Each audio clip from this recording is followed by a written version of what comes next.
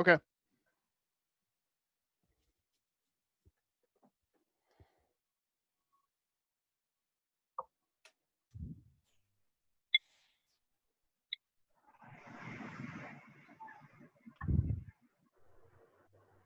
Hello, everyone. Welcome to another Chamber Chat. I'm Jamie Slane. I'm the Vice President of Economic Development and Government Affairs for the Fox Cities Regional Partnership, which is a department of the Fox Cities Chamber. Today, I'm happy to welcome Jeff Sachse to our chat. Jeff is the Director of the Center for Customized Research and Services at UW Oshkosh. Jeff, thank you so much for taking time to meet with us today and discussing the economic impact survey that you have been working on the last couple of months. Happy to join you, Jamie. Good to see a couple of familiar faces out here in the gallery. I apologize, just speaking to you from my home office. You can see my Lego certified rocket in the background. I also apologize for wearing my headset this morning. I'm not actually streaming Fortnite. But, again, it's one of those functions of the economy. And we know that the economy is starting back up because for the last month and a half, I've had a crew from Bit Construction doing road construction work right outside of my office window. So I was awakened at, about 6:30 this morning from the sound of a laser-guided bulldozer starting to grade the gravel side of our street. So, suffice it to say, if you hear any grumblings in the background, it's not me feeling like it's lunchtime already. It is actual construction equipment. So by means of introduction, thanks, Jamie. I am the director of the Center for Customized Research Services. And I just want to remind everybody that, this is really more of an informal conversation. So as we go through the actual survey results and I talk a little bit about kind of my perspectives on where we are heading into the summer, feel free to write questions into the chat box and Jamie will feed them to me as we move along. So I'm going to start sharing my screen here and go through a little bit of what we've been able to find.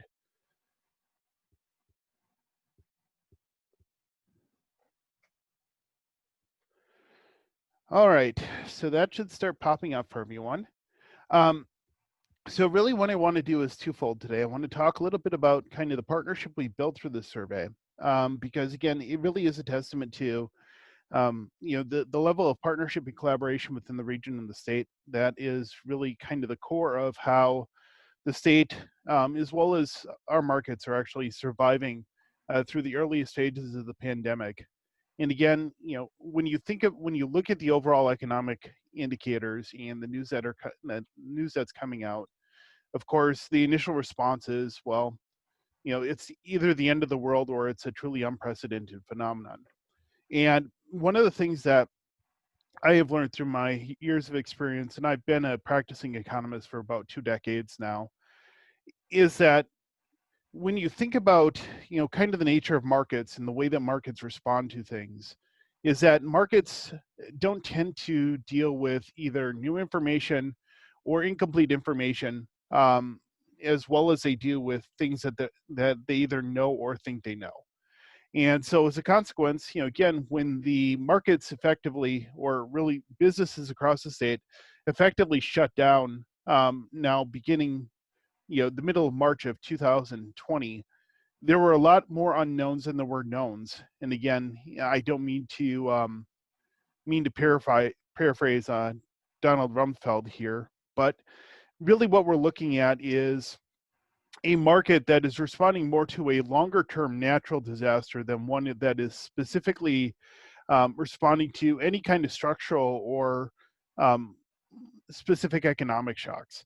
So as we think about what has happened so far and what will happen as we move through recovery, you have to keep in mind that one, this is unprecedented, but two, some of the responses that you'll see and some of the recovery that you will see is going to be very similar to the narrative, for example, that we saw in the southern United States in 2005 after the effects of Hurricane Katrina, or that we saw a few years ago after Hurricane Maria, in that businesses open in different phases, and a lot of this has to do with really their comfort and their ability to reopen, and customers then respond to those businesses reopening in a variety of ways.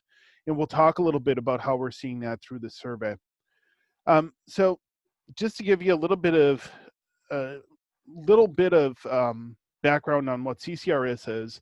So some of you may have been familiar with the Business Success Center at UW Oshkosh, which was an enterprise that operated until 2016. Well, CCRS is essentially the successor to BCS.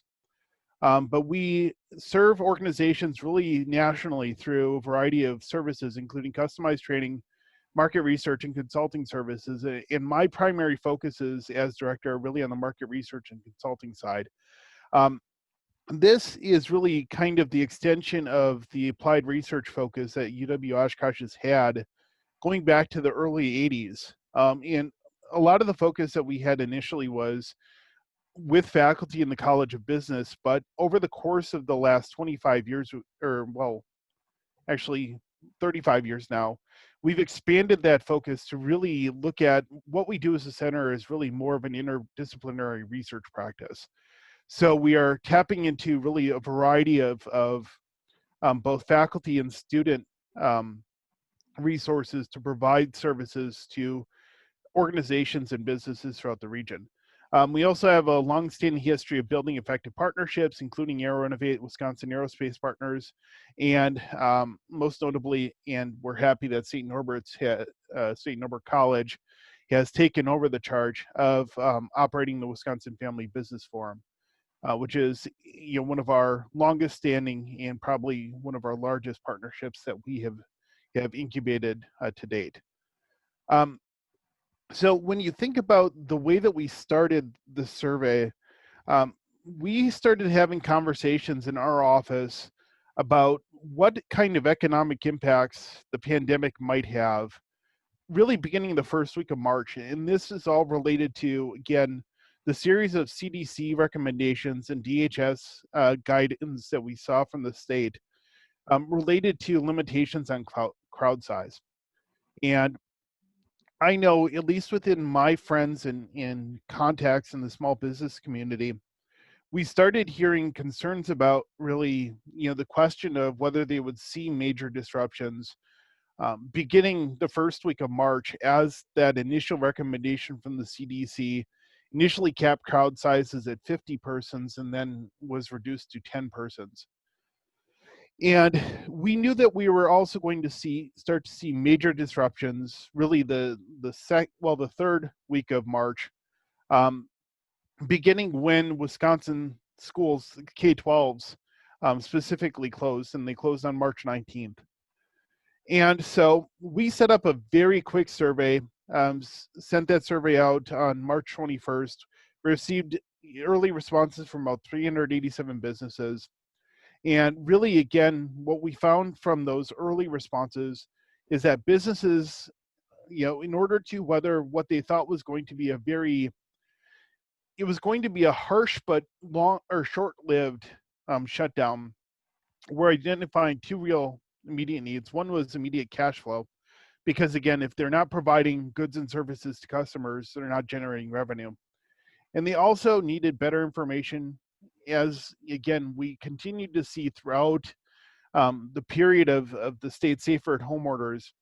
They were simply looking for better information as to what they could do during the time of shutdown, and when the state was expected to reopen, how it would reopen, and what they would be expected to do after it did reopen. And those are, again, information challenges that we're continuing to see now. So the partnership really was formed in three phases. So our first reach out was to the economic development partners in the region, including the Fox Cities Regional Partnership. And it was simply asking two questions. One was, what data do you need? So we are really interested in trying to identify which businesses were suffering in order to give those organizations that had tools that could assist information on those businesses. Because again, the other thing that we know about our small business community especially is that they have very few means to actually effectively communicate with their customer base. Um, it's shocking to me, for example, how many small retailers and restaurants don't have a web presence outside of a social media account. Um, this has been another piece of research that we've tried to take up, which is basically tracking in real time kind of how businesses, especially restaurants and retail, are communicating with their customers on Facebook. Because again, it's really the only communication source that economic development partners as well as the general public have to reach these businesses. So data needs were, a real priority. And then the other thing that we've continued to work on is working with those organizations to share resources out to those businesses that may be affected. Um, we know that we have a platform, both with the survey project as well as with both our customer base as well as with the faculty of the university to provide, again, some more learning in terms of, again, how to weather the storm, so to speak. So that initial conversation was elevated pretty quickly to the 9 regional economic development organizations, including the New North. And then we had a few state partners come on board, most specifically the Department of Workforce Development and Wisconsin Economic Development Corporation. Other partners, especially including a couple of state trade associations, most notably the Wisconsin Bankers Association and Hospitals Association, have come on board over the last 2 months.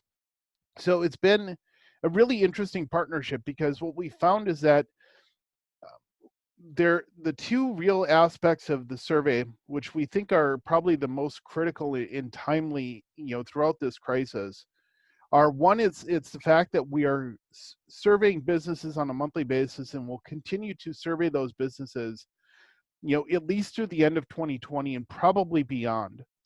So we're going to be able to track those businesses over time to see what impacts they're seeing and when they're seeing them. And the other thing that we're doing is we're tracking businesses and reporting that information back in relative real time, such that we're starting to share the first reports on our survey results within probably 4 or 5 days after each month's survey closes. That is, a turnaround time that you don't typically see from other government sources. So the survey itself started as a real simple 12-question survey. The survey has now expanded to about 20 questions, and it's administered fully online and deployed by our regional partners. So we're really working closely with both the state's chambers, as well as the industry associations and economic development organizations to invite businesses to complete the survey. And that's important for 2 reasons. One is the fact that we know that these organizations have existing relationships with their businesses. And secondly, we also know that once we have a business that's participating in the survey, then it's easier for us to send them subsequent surveys. Because again, the way that our survey mechanism works is that once a business fills out 1 month survey or completes 1 month survey, they are then automatically invited to complete every subsequent month survey throughout the course of the project. So the survey itself examines really both staffing and fiscal impacts of the disruptions of COVID-19 and their specific needs. And again, as the survey has evolved now through the 3 months that we've run it, we've actually been able to integrate a series of other questions proposed by partners for inclusion. So for example, in the May survey, we had a series of questions submitted to us by the Wisconsin Technology Council that dealt with IT hiring needs. So we're, again, utilizing the survey instrument as well as the sample of businesses that we've collected and invited through the survey in order to provide a lot of information to a series of other organizations. So each survey effectively runs 10 days. The first survey was sent out on April 1st. The June survey actually went live this morning, and I'll share that link at the end of the presentation. But again, we're expecting to run the survey really for the foreseeable future. Want a quick tour of the... And in the future, what we're going to do with the survey is actually adapt it to continue to explore the results and impacts of both COVID-19 as well as other changes as they may arise. So I'm going to go through two real quick sets of results and talk a little bit about context here. The results that you see on the screen are our April results from a sample of businesses that responded to the survey in Winnebago and Outagamie County. So really the Fox Cities region. And I apologize for not including Calumet. One of the things that we saw through the survey consistently over the course of the last 2 months is that since this is a voluntary survey, we know that we're getting responses from most counties, but we're not getting consistent responses from every county. So for example, the sample that you see here is from responses from about 110 businesses in the Fox cities. And so as you can see, we asked those businesses a couple of key questions, and the four kind of gauge charts that you see at the top of the slide are those four questions that we're going to measure consistently throughout the course of the survey project. So we're looking at real-time income loss. So basically income loss is a result of sales and other canceled contracts, for example, which in April was reported as 14 million, and we can talk about how that's changed in May. Businesses also reported 38 million in inventory loss, about 662,000 in lost wages and productivity. And it's important to note here that the wage and productivity losses are estimated, and they're really based on the real-time kind of cost impacts of the workforce changes that businesses have undertaken. And we'll look at kind of how that's worked out. And they're also projecting about 2 million in other financial impacts. And when you look at the other financial impact column category throughout the state, and you look at how businesses are responding to that question, it's actually really interesting, because what businesses have utilized that column or that category for is for registering things that are really either unprecedented or forecasting projected impacts. So for example, we have a number of resorts and hotels that are part of our survey sample. And what they're using that other financial impact category for is looking at the future impacts of either canceled reservations or canceled events. Similarly, we also have a number of insurance companies that are part of the sample, and they've registered things like premium buy downs and other types of rebates to customers through other financial impacts. So, again, these are really uncategorized losses, but the magnitude of that particular column is notable because of the fact, again, these are things that won't show up in a typical P&L or other type of balance sheet, again, within standard reporting. The other thing that you see here, and this is really the piece of information that I know that when we initially released the survey and released the second round of results in May, is something that the media was really interested in, is that we asked businesses, and we're continuing to ask businesses, a simple question, which is, under current circumstances, how long do you feel like you can remain a viable business? And I didn't include percentages here. You'll see the percentages in the May results. But really, again, in the course of the earliest phases of the pandemic, you saw a real stark division between kind of the viability of small businesses as opposed to the greater stability of large businesses, again, to weather the storm under the conditions of safer at home. Because, for example, statewide, we reported out that about 31% of businesses that responded to the survey were reporting at the time that they would not be, they could not survive under current conditions for more than 3 months, which again speaks to an issue of really speaks to an issue of liquidity and cash management practices, as well as the importance of customer-facing operations for businesses across the survey and retail sectors. The thing that's also really interesting, and I'll talk a little bit about this when we go into the May results, is that we're actually also able to track through the course of the survey over its period, over the period that we're planning on surveying, how many of those businesses actually do survive over that period. Because we know, and we've been able to validate, for example, that we've had about 15% of businesses that responded statewide um, in April that they would not be able to survive more than 3 months, have actually gone out of business over the course of our survey period. So we are actually tracking business losses in actual establishment losses throughout the survey. Now, the next thing that we also track through the survey, as we're waiting for the slide to load, and it's now telling me that I need to slide. Let me go back here.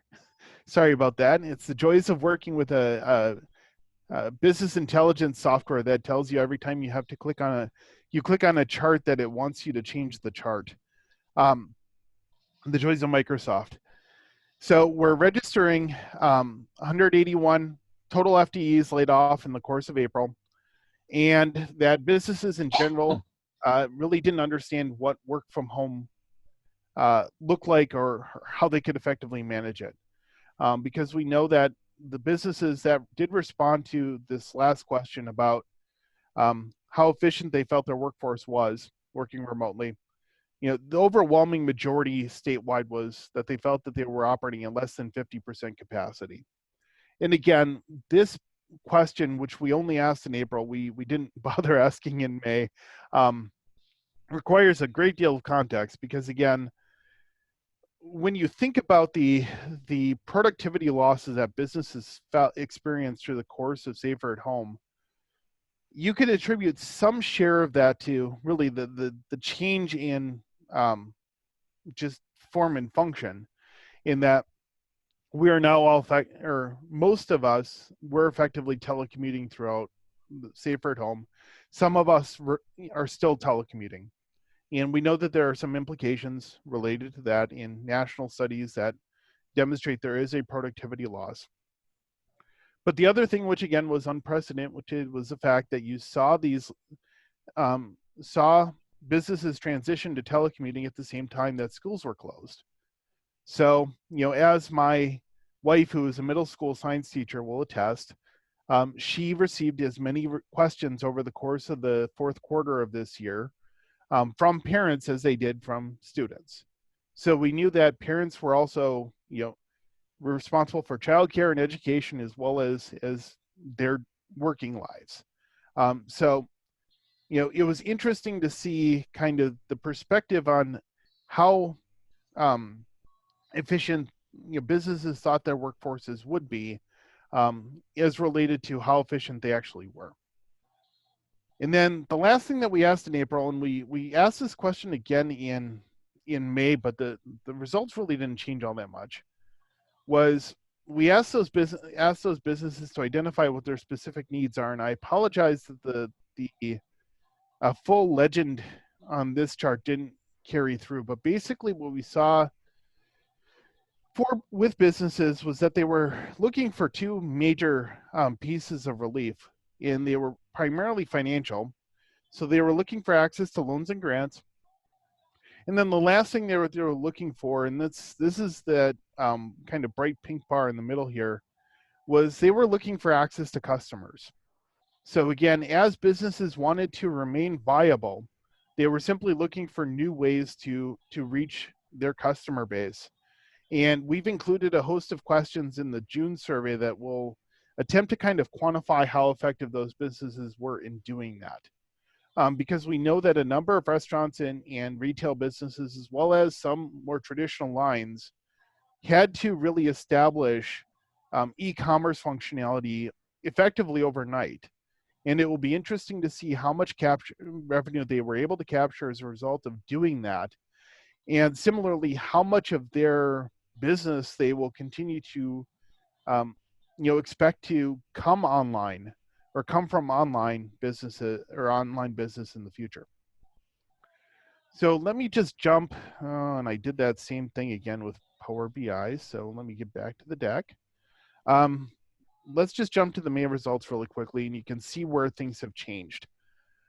So this again is the main results for the region, and again so these responses include Calumet County.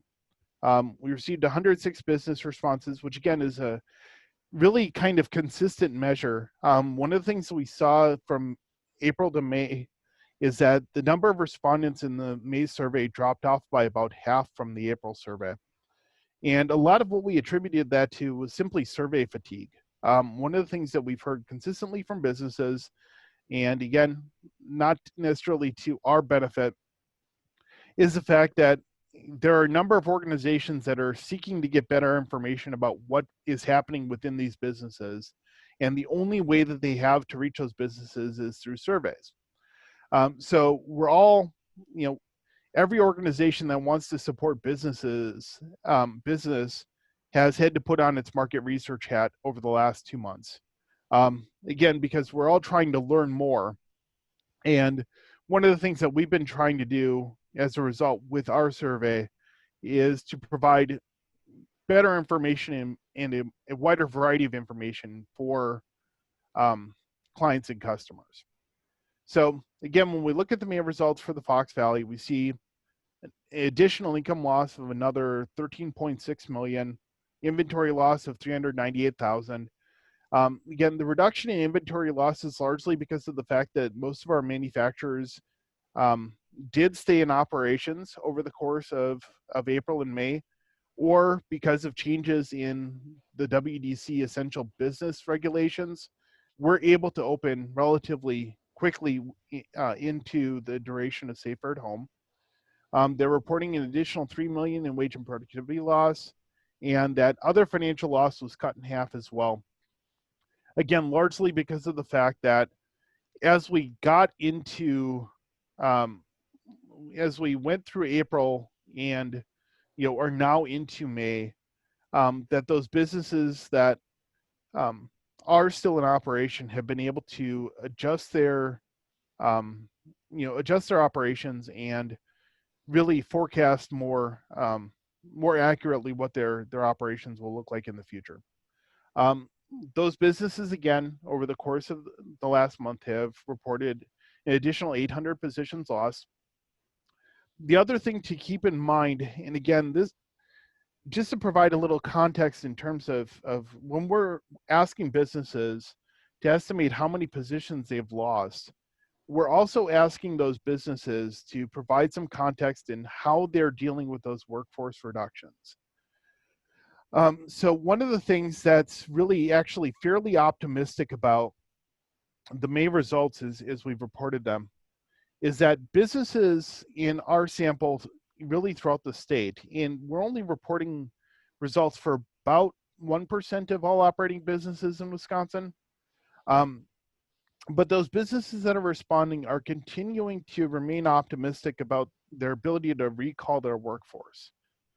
So the way that they're adjusting to the slowdown, production and operation slowdowns, is still in utilizing things like temporary layoffs and furloughs, as well as reducing hours rather than permanent layoffs or other types of dislocations.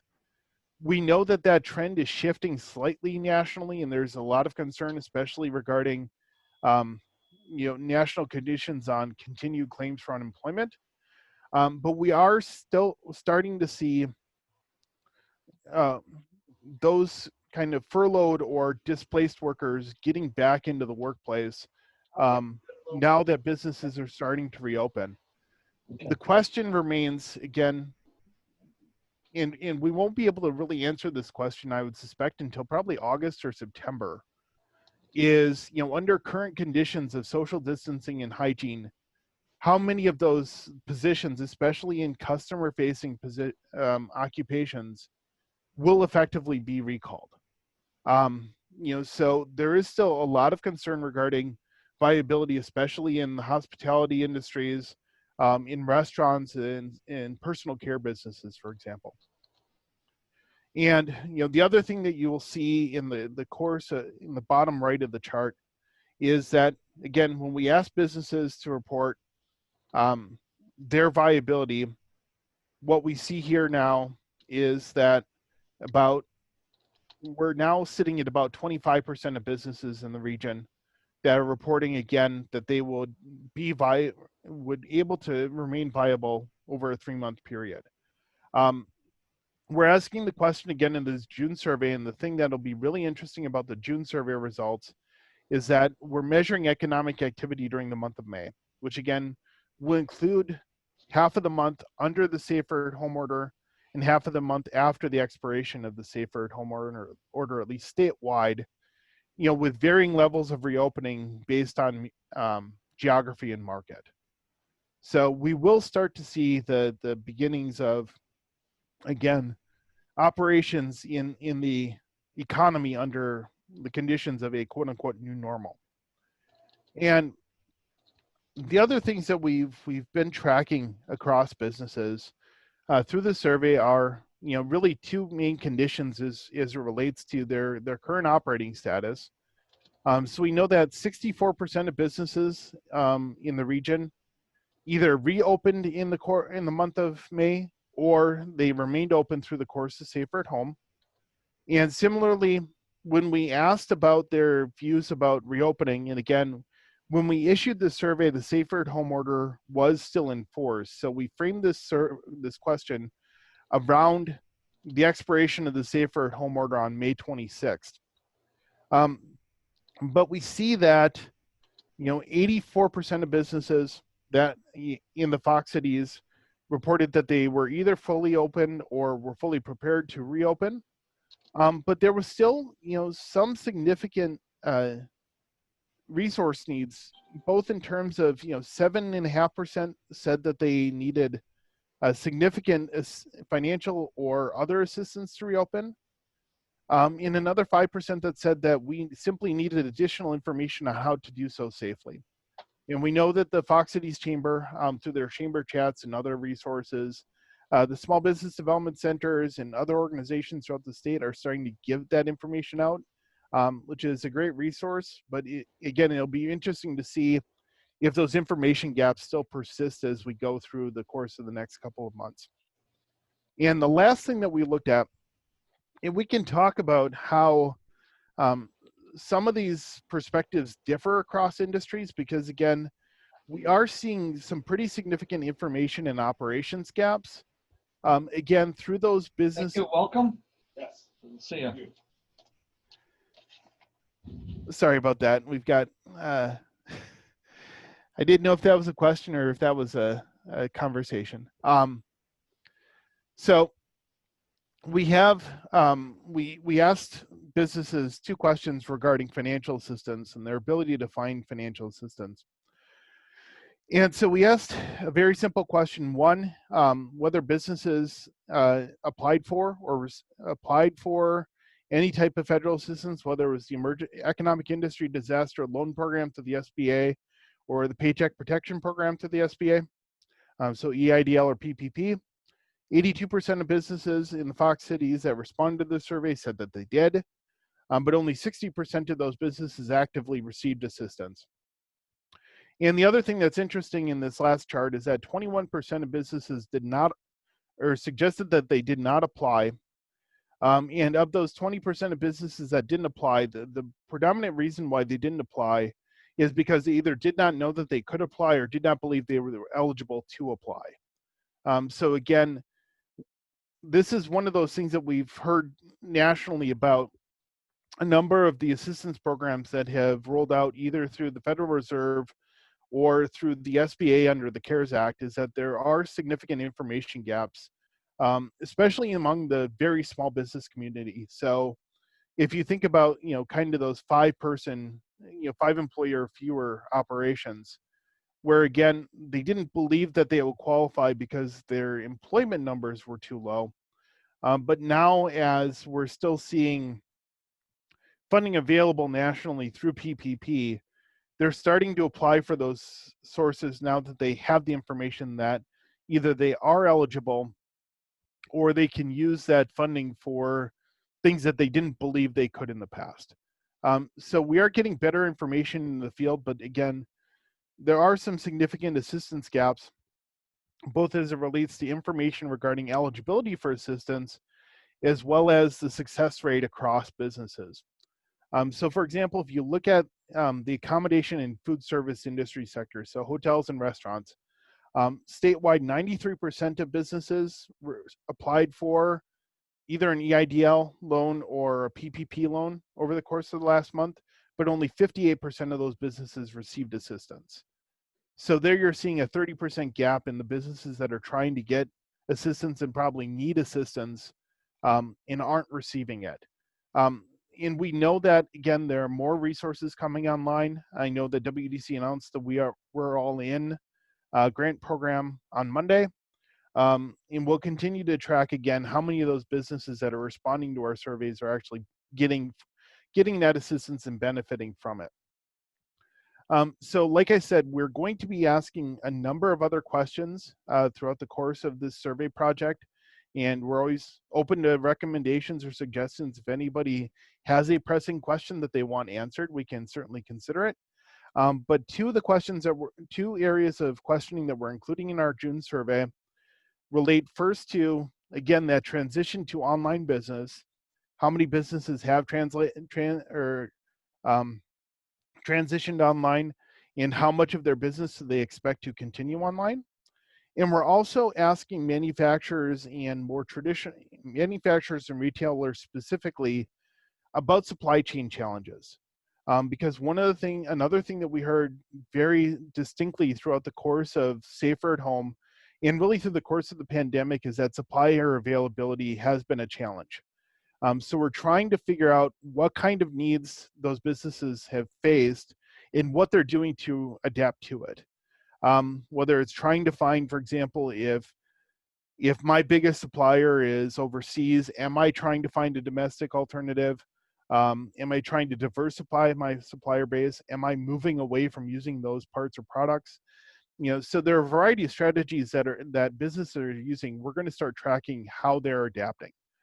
Because again, one of the things that we know about this project and what we feel is incredibly valuable in this project is that ability to track those changes over time to see what kind of response and adaptation businesses have had.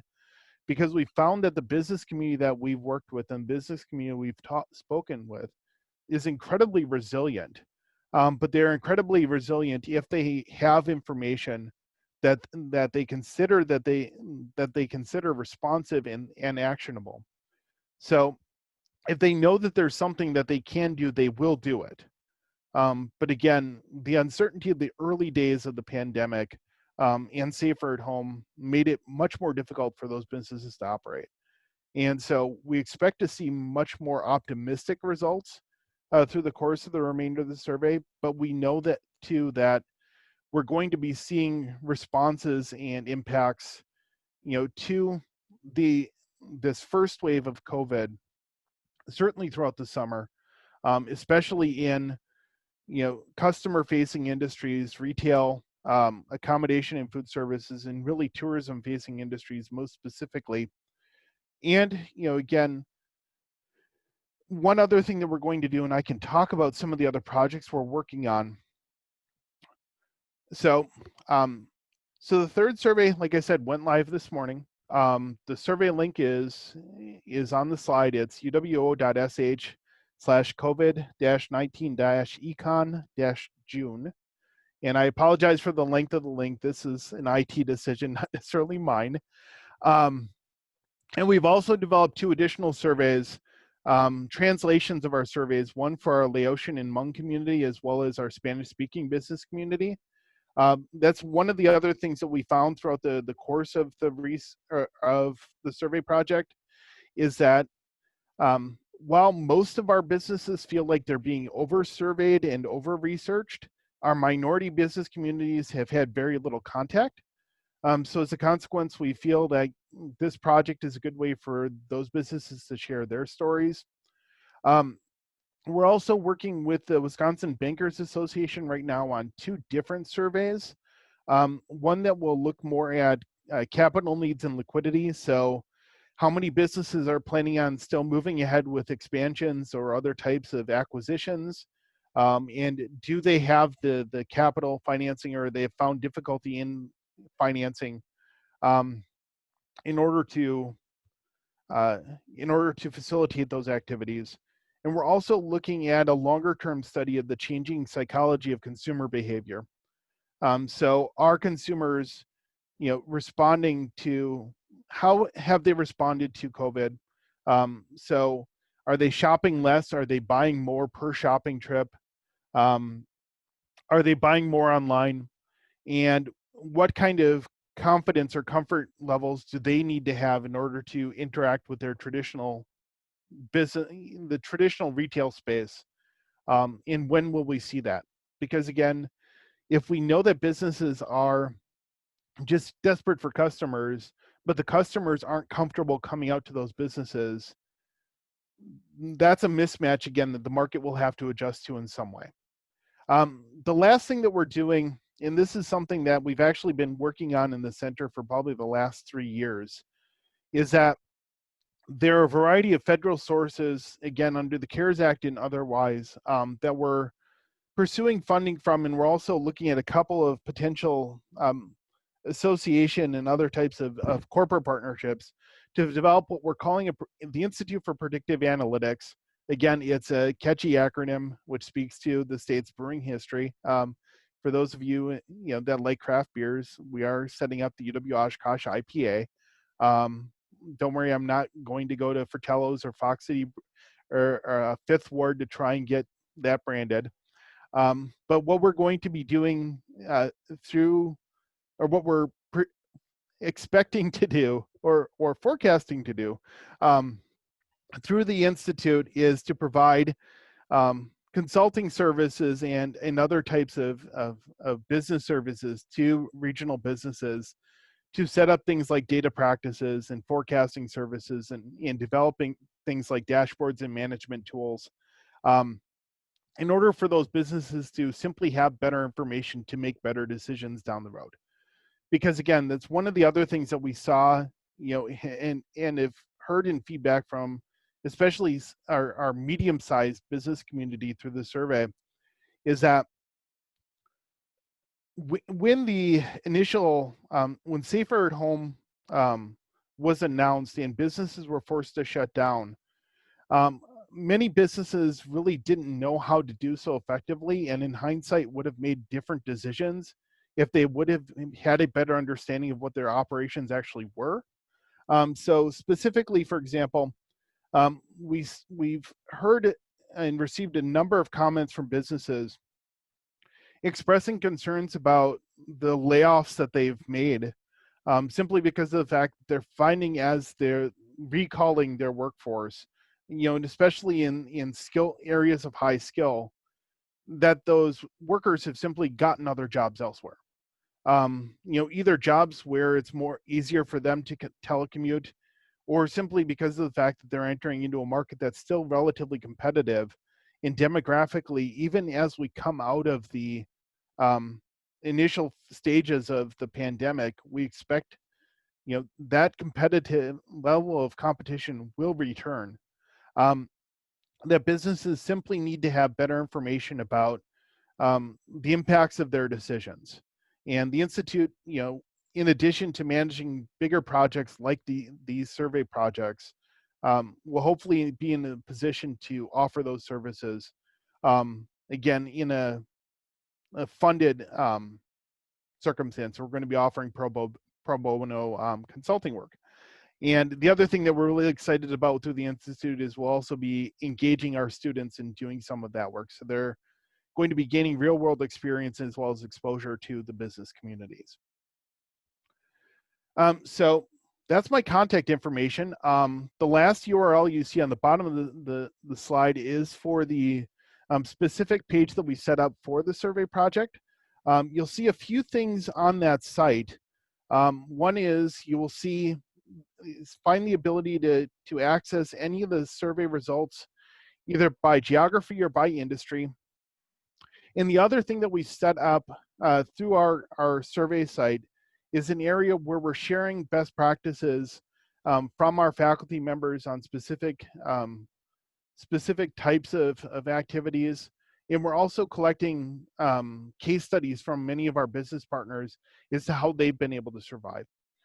So for example, one of my favorite faculty stories or university stories that we've included on the site is from Erin Coppernall, who's the women's soccer coach for the university. That, you know, she has some really interesting thoughts on how you manage teams remotely. And, you know, the way that the analogy she uses is her experience in trying to encourage her team to train in the off season. When NCAA, you know, guidelines limit their contact, they still have to communicate very clear expectations about what they expect their student athletes to do. But then how do you communicate those in an area where you aren't with your team every day?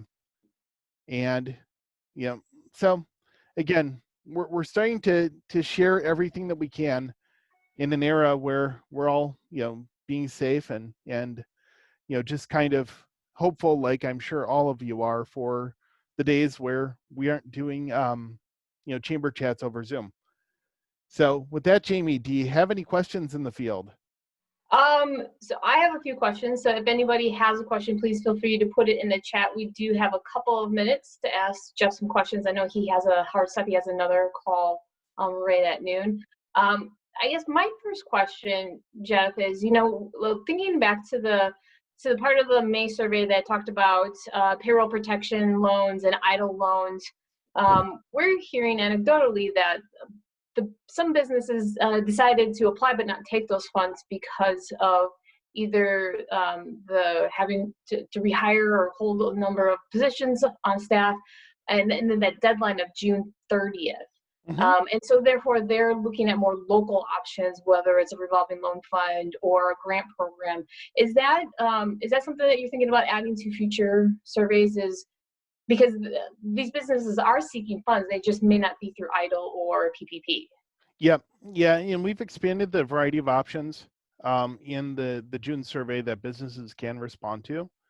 The other thing that we heard, you know, and again, we saw a number of comments, and again, this is part of more of a national thread in response to this question that another reason why businesses didn't respond or didn't apply to PPP, again, related to the June 30 cutoff, has to do with the PUA extensions on federal unemployment through July 31st. So the concern that a lot of businesses had was that they would be able to keep their staff on payroll through June 30th, but when that funding expired, that those staff would then go on to extended benefits, which may be extended beyond July 31st. Again, that's a congressional decision, where those staff would then be, you know, on unemployment. And again, we've heard a lot of concerns, especially among restaurant and personal service industries, regarding the disparity in eligible benefits as opposed to actual wages. You know, the anecdotal stories about individuals actually earning more on unemployment than they would be earning in the workplace.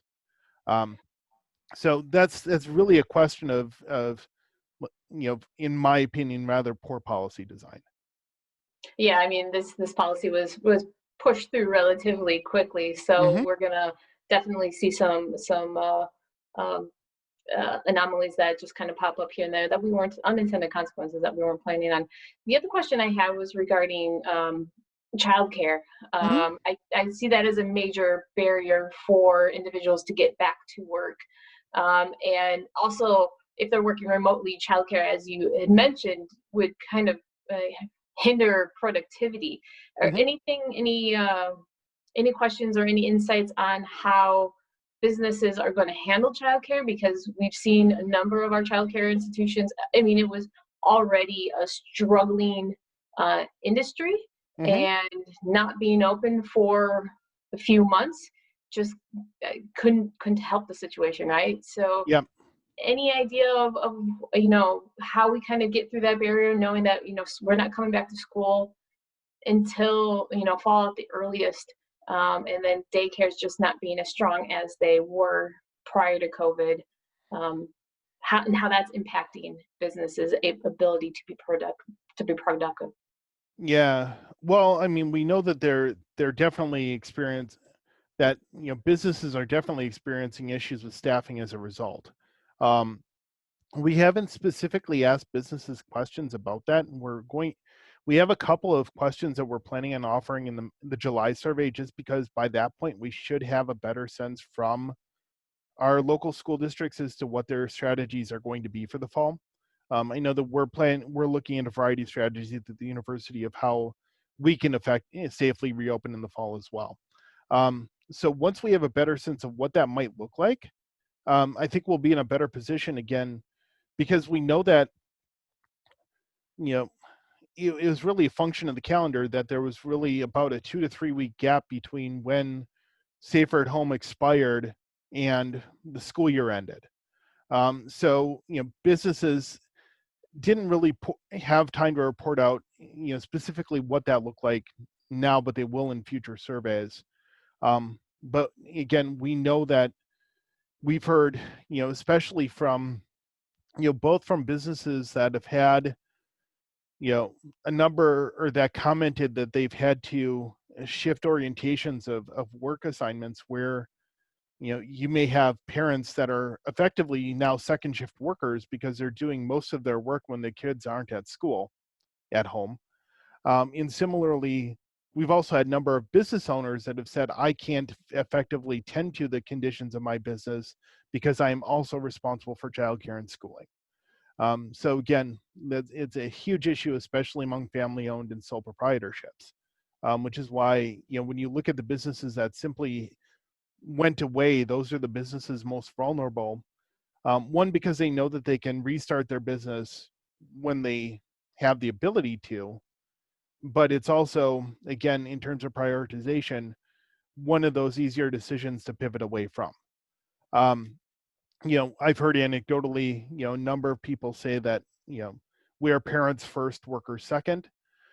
So again, as we go into the fall, in districts start to think about how they're going to schedule, there is going to be a lot of onus from parents for them to provide guidance and alternatives on childcare, even school provided childcare services, in order to bridge that gap, because, again, there is a incompatibility between teaching from home and working from home, especially if businesses aren't inclined, again, in an area where we have a large share of our economy that's either dependent on being in a workplace and making things, or being at a storefront and selling things, that there's a smaller share of our workforce that can effectively telecommute. Perfect. My last question for you is can you get out your crystal ball? I mean, you've seen how other, you've likened this to a natural disaster, and how the economy handled that. What are your predictions? I mean, are we talking about a V-shaped, U-shaped, hopefully not an L-shaped recovery? What are you thinking? Well, it's interesting because I think that, we've seen a number of forecasts come out over the course of the last week. I know that the Congressional Budget Office just released their projections yesterday that pointed to approximately $3 trillion in economic activity taken out of the economy over the next decade. A lot of that just has to do with the fiscal policy responses that have occurred, and, the duration of how quickly markets will respond and repay some of that assistance. But, again, I think that, to an earlier question, the child care issues in the educational systems will make the fall very interesting. But in terms of recovery, I think that, this feels very V-shaped to me. It's not necessarily L-shaped, although, we are already seeing some structural transitions. With technology enabling kind of the white collar sector of our economy to effectively work from home, and more businesses signaling that they're open to continuing that practice, that, you will see more people again, marginally at first, and as the technology improves or we get more accustomed to it, making that decision to work from a place, regardless of whether your employer is there. So live where they want to and work from there. So you can be some really interesting shiftings of markets. But as it relates to kind of the near term, I know that the region's unemployment rate sitting at 10.9%, which is 7% above what it was before the pandemic. I think that you will probably see that the unemployment rate through the end of the year rebound into the 6 to 7% range, just because of the number of those layoffs that were considered temporary with defined recall. So we saw a number of manufacturers that idled, that again are now coming back online because orders have resumed. But we are going to see some really interesting seasonal factors that you wouldn't typically see that are specific to COVID until such point as we have a vaccine. So where the fourth quarter is typically fairly strong because of strong retail sales. If storefronts are shut down, that's going to wipe out that part of activity. So the data itself is going to be really strange for the better part of at least probably the next 3 to 4, well, I would say probably the next 18 months. Again, if I'm thinking reasonably, as it relates to the local economy. Nationally, the picture is going to be a lot different, just because of the fact that, again, our economy is so strongly driven by the things we make and the things we sell, and much less by the services that we provide. Well, Jeff, thank you so much for taking some time out of your day to show us the survey results. I hope your prediction of a V-shaped recovery comes to fruition. I do think that, I tend to agree with you that it's going to be a fairly fast recovery once once kids get back to school. Kids in school has so much to do with our economy that we never really realized before, from the dairy industry on down the line. So thank you for your time today. Thank you everyone for participating. We did record the session. We will be putting it up on our website, and also the link for the survey that Jeff is putting out, the June survey. We will be sending that out. We are one of the partners trying to provide that information to all of you. So I hope everyone stays healthy and happy, and we'll see you again for the next Chamber Chat. So thank you all. Take care.